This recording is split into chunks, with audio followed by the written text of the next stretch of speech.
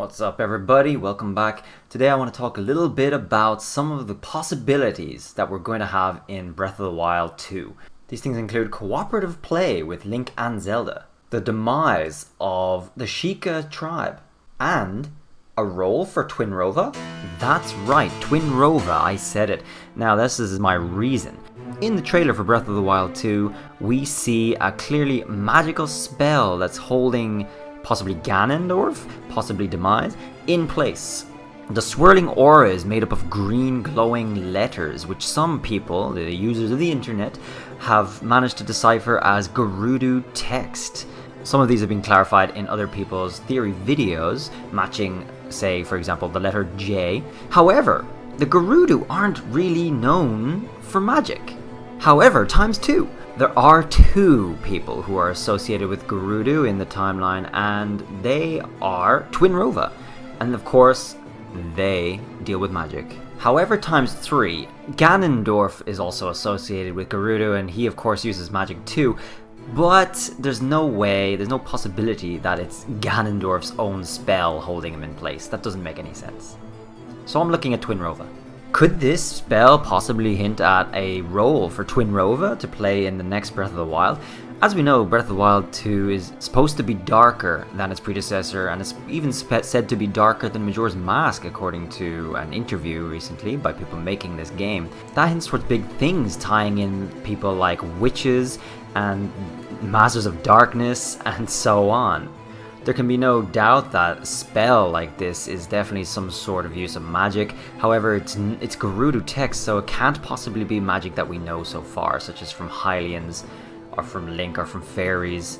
All I can think of that this magic can possibly come from is Twinrova. This is all we have to go on for now, but I'll definitely keep my eyes and ears peeled for any updates on that possible theory.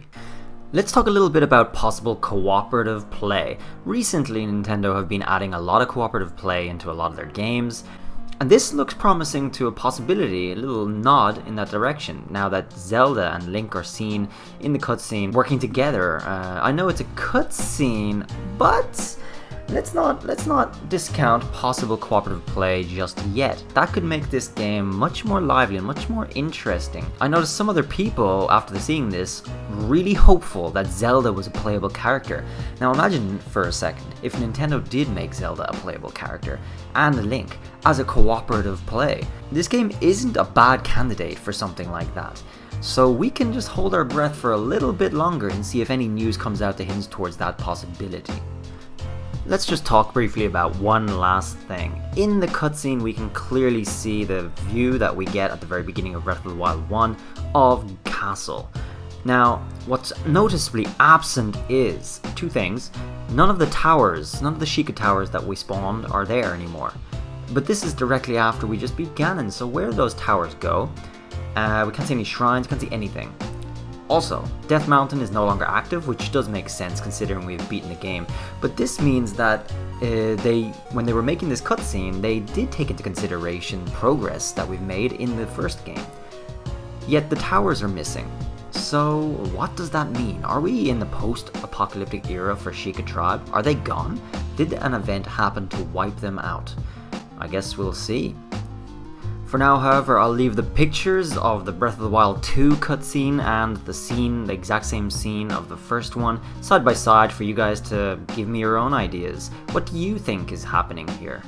Let me know in the comments. Thanks for watching, and I'll see you babes in the next video. Bye!